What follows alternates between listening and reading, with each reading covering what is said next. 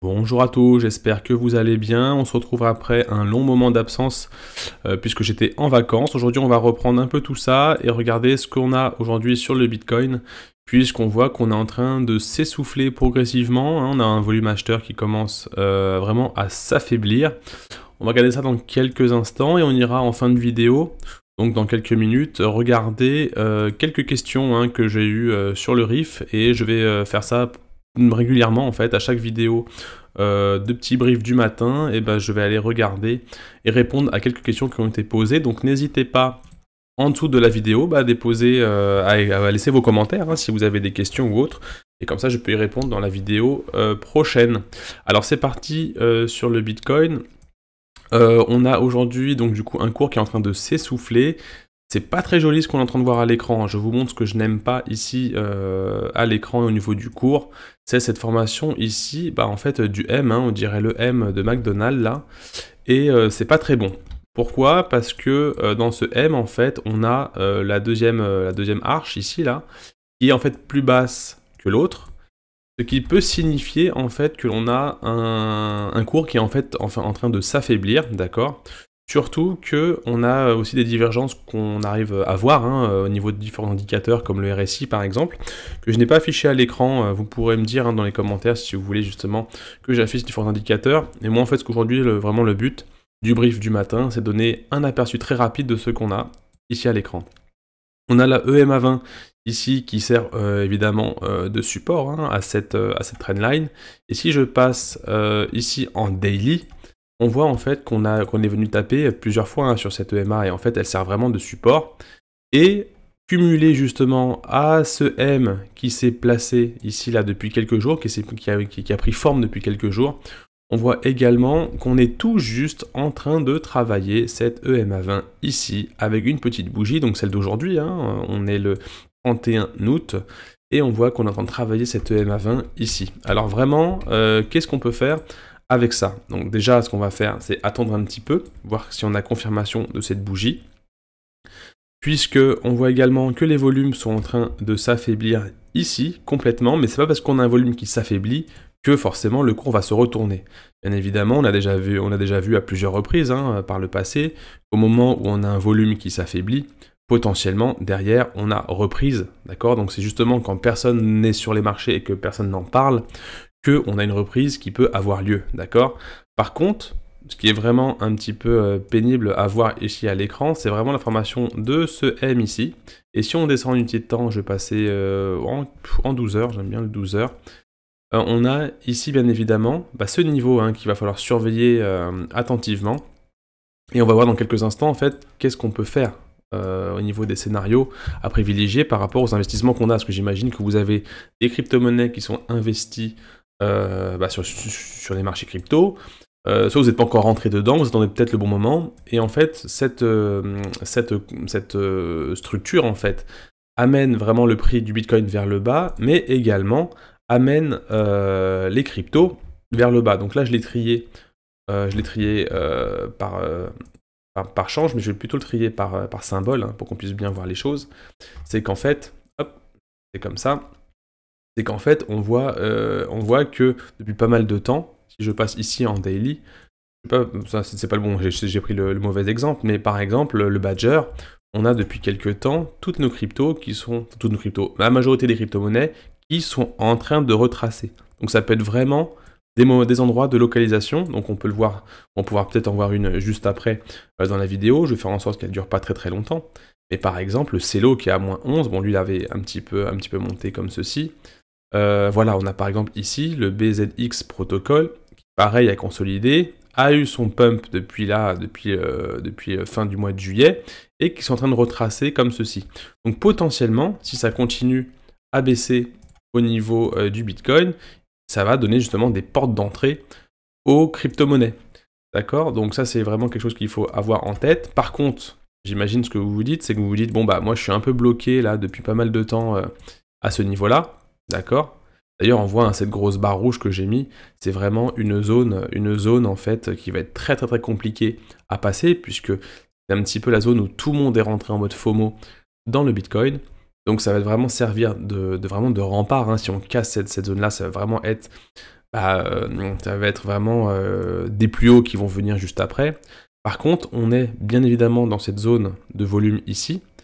On voit évidemment un gap à ce niveau-là, donc potentiellement, on peut avoir le cours qui va être attiré dans cette zone-là. Mais ce qu'il faut surveiller, bien évidemment, c'est bien sûr les lignes de cassure. Donc j'en ai une, alors je vais repasser, excusez-moi, sur mon graphique ici. Donc j'ai une ligne de coup qui est à ce niveau-là. Et ce qu'il faut surveiller, bien évidemment, c'est, premièrement, si cette EMA 50 fait bien son job. Alors je vais vous montrer cette EMA. Donc si vous tapez ici dans les indices, ça s'appelle EMA 20, 50, 100 et 20. Et là, c'est le EMA 20. Excusez-moi pour la petite erreur. C'est le EMA 20 ici qui sert de support. Et il faut bien évidemment surveiller que ça ne vienne pas casser, puisque si on vient casser, on le voit ici à ce niveau-là, hein, si on vient casser ici, on peut potentiellement partir dans quelque chose d'un peu plus bearish, donc quelque chose qui va pouvoir peut-être comme ça être en dessous la ligne de l'EMA, de la ligne de tendance, et justement consolider pendant plusieurs jours, plusieurs semaines, d'accord. Par contre, si on voit qu'on arrive à tenir au-dessus et qu'on n'arrive pas à casser cette ligne de coup que j'ai mis ici en pointillé, on est potentiellement dans une consolidation qui va prendre du temps. Peut-être soit repartir à la hausse plus bas, soit partir à la hausse après une cassure dans quelques jours, soit à la baisse. Mais en tout cas, on a vraiment cette EMA qui sert de support ici. On a une ligne de coup qu'il ne faut absolument pas casser à ce niveau-là. Donc c'est ce qu'on surveille hein, aujourd'hui, et demain on verra un petit peu comment si on a une bougie qui fait comme ça et qui a cassé tout ça. En sachant que si cassure il y a, on ira chercher cette petite zone ici des 0,382, d'accord. Et j'ai une zone aussi assez importante que j'avais tracée, que je vais remettre ici. C'est une zone, je vais prendre ici jusqu'à là.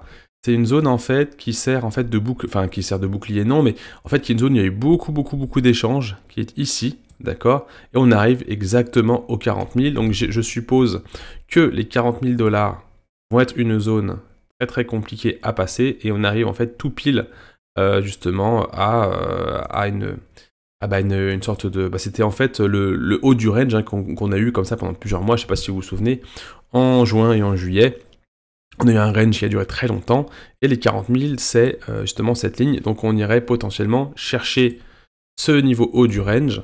Le casser ou pas, ça c'est l'avenir qui nous le dira, mais en tout cas, voilà, aujourd'hui on surveille bien évidemment cette ligne de coup ici, très importante, et cette EMA en fait, qui ne doit pas être cassée. Les divergences montrent quand même que ça s'affaiblit à ce niveau-là. Sur le RSI, on a quelque chose en fait qui est divergent. Donc potentiellement, pensez également, si vous êtes en positif, à prendre un petit peu de profit. C'est jamais mal hein, de prendre des profits quand on a fait du gain, surtout quand les divergences se montrent et que des M commencent à prendre forme. Bien évidemment, on ne vend pas tout, mais on allège au cas où on fait une petite revisite un peu plus bas des 40 000 ou même un peu plus bas au niveau des 30 000, 20 000, hein, ça peut vraiment aussi repartir vers le bas, et vous serez très content d'avoir un petit peu de cash si par exemple vous devez rentrer sur des cryptos, autres que vous avez justement dans votre portefeuille pour recharger ou pour en acheter d'autres.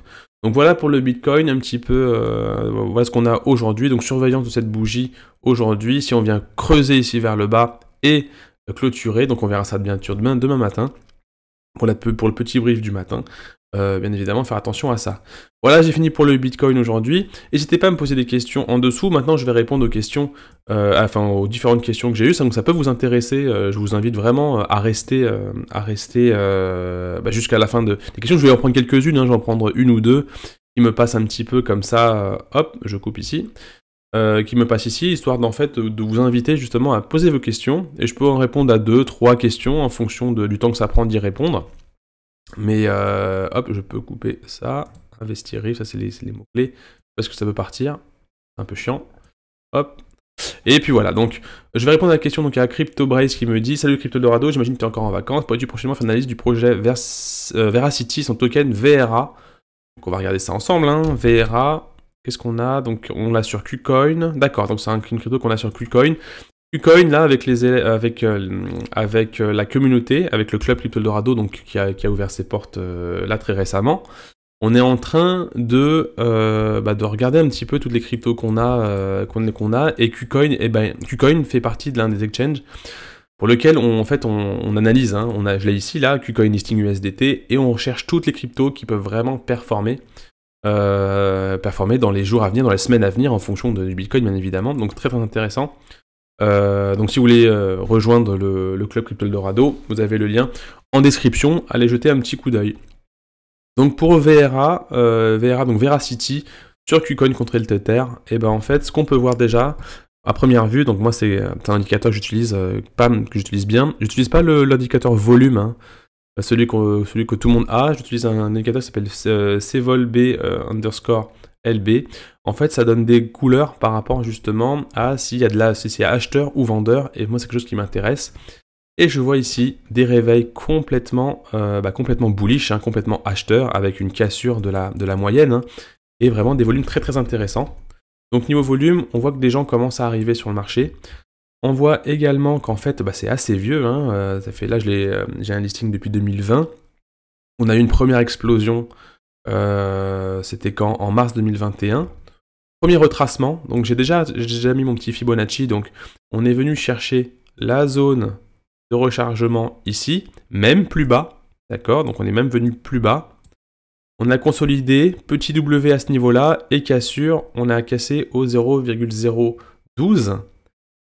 Et ensuite, on a justement eu un pump d'environ, que je vais regarder ici, d'environ 220%, d'accord? Et là, on est en train de consolider. Alors, à première vue, moi, ce qui m'intéresse et ce qu'on cherche dans le club Crypto Eldorado, c'est des courbes, en fait, où les gens sont un peu désintéressés, et où, en fait, le cours va comme ça, après un retracement, stagner et consolider pendant pas mal de temps, et ensuite pumper. Donc, en fait, ici, la bonne entrée était plutôt aux alentours des 0,011, d'accord? Là, on a 0,033, donc on a fait un 200%. Donc pour moi, en fait, c'est quelque chose. En fait, moi, je ne cours pas comme ça après le marché. D'ailleurs, je ne recommande pas de tout le temps courir après de belles montées. C'est vrai que ça donne envie, mais là où il faut rentrer, c'est ici, d'accord? Et ceux qui en fait attendent justement ces poussées vont se décharger à ce niveau-là. Donc c'est surtout pas au moment où vous déchargez que les investisseurs déchargent qu'il faut rentrer, puisque derrière, on peut potentiellement avoir quelque chose comme ceci. Et ensuite, vous êtes complètement bloqué un petit peu comme sur le Bitcoin, pas mal ont été bloqués. Cependant, ce que je pourrais dire sur VRA, je connais pas fondamentalement le VRA, donc pourquoi pas, tu peux me donner quelques infos ici en commentaire. Ou sinon, moi j'irai jeter un petit coup d'œil, on pourra en parler si vraiment je trouve le projet intéressant. Par contre, ce qu'on peut voir, c'est que on peut voir qu'un mouvement qui va peut-être continuer à progresser. On a la EMA 20 ici qui est encore un peu loin du cours, donc potentiellement on a encore des rebonds qui vont se faire dessus. Potentiellement également chercher l'ancien ATH qui est ici à 0,056, d'accord? Par contre, on voit que la structure n'est pas encore très mature ici, donc si je passe en 12 heures ou en 4 heures, moi peut-être je vais attendre un petit peu plus de consolidation ici, d'accord? Tac, tac. Peut-être attendre encore un ou deux creux ici, pour que le triangle qu'on est un petit peu en train de voir hein, ici se mette en place et attendre cassure du triangle. Donc je vais tracer un triangle. Attention au triangle, hein, c'est souvent piégeur hein, les triangles. Si on trace un petit triangle comme ceci et comme ceci, j'aime pas trop trader les triangles, mais là je le montre pour l'exemple. On a probablement, peut-être encore quelque chose qui va se profiler comme ça, d'accord? Ou peut-être faire une sortie très prochainement. Donc potentiellement, c'est dans pas très longtemps qu'on aura cette cassure.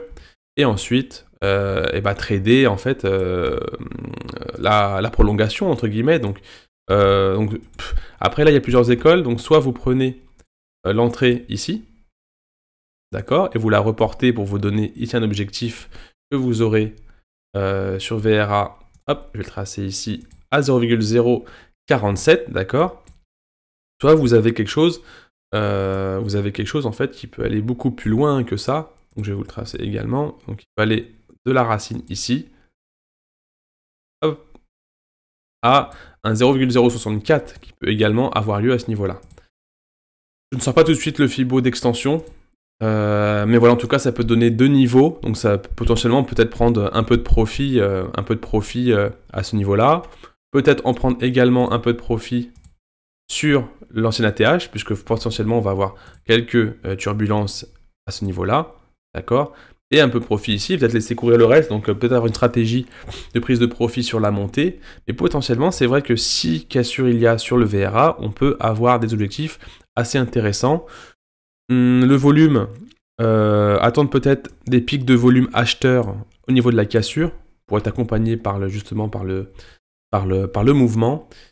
Et si je mets un petit MACD ici, alors excusez-moi, c'est pas ici du tout, c'est ici, hop, un petit MACD à ce niveau-là, et ben je vais juste regarder si on a quelque chose de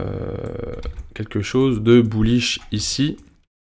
Donc on a un essoufflement ici, acheteur, vendeur, ça reprend, par contre c'est assez faiblard, hein. Ici, là... va falloir vraiment peut-être attendre quelque chose d'un peu plus... regardez, là, ça descend complètement. Donc peut-être attendre sur le MACD quelque chose qui fasse comme ça. Un petit W serait pas de refus ici. D'accord? Parce qu'on a un momentum qui est pas forcément très bull, hein. Voilà, faut attendre un petit peu. Voir ici si on a du volume qui commence à reprendre à ce niveau-là avec une belle cassure, avec une belle entrée pour accompagner le mouvement. Donc voilà, donc je vais juste te répondre. Hop, réponse dans la vidéo du jour. Comme ça, tu vas pouvoir regarder. Hop, voilà. Donc rapidement, je finis sur une ou deux questions qui restent. Donc ça fait déjà 16 minutes, donc je vais en prendre encore une, histoire de ne pas faire trop long. C'est clair, net et précis. Merci Eldo, merci pour tes vidéos. Analyse de Luna avec grand plaisir. Donc Luna, Lead, Cake, KSM, Riff 1$, etc., etc. Donc, allez, un petit Luna pour finir. Donc, il n'y a pas de questions. On peut aussi poser des questions sur l'investissement, sur le portefeuille, sur comment diversifier ses placements, etc. Vous pouvez vraiment poser toutes les questions qui vous plaisent. Il n'y a pas aucun souci. Je peux répondre à tout. Par contre, voilà, je prends quelques minutes juste pour répondre.